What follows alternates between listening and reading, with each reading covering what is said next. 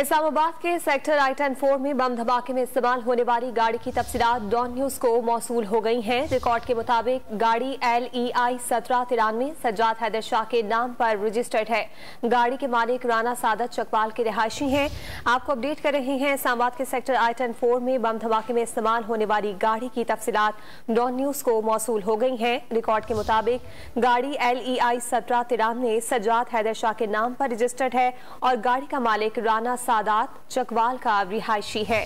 धमाके में इस्तेमाल होने वाली गाड़ी से मुतालिक हम आपको अपडेट कर रहे हैं। इसकी तफसीलात डॉन न्यूज को मौसूल हुई हैं।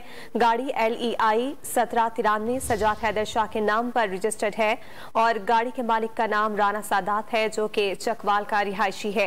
इस गाड़ी से मुतालिक तफसीलात डॉन न्यूज को मौसूल हुई हैं, उससे मुतालिक हम आपको बता रहे हैं। रिकॉर्ड के मुताबिक गाड़ी LEI 1793 सज्जाद हैदर शाह के नाम पर रजिस्टर्ड है और गाड़ी के मालिक का नाम राना सादात है, जो कि चकवाल का रिहायशी है।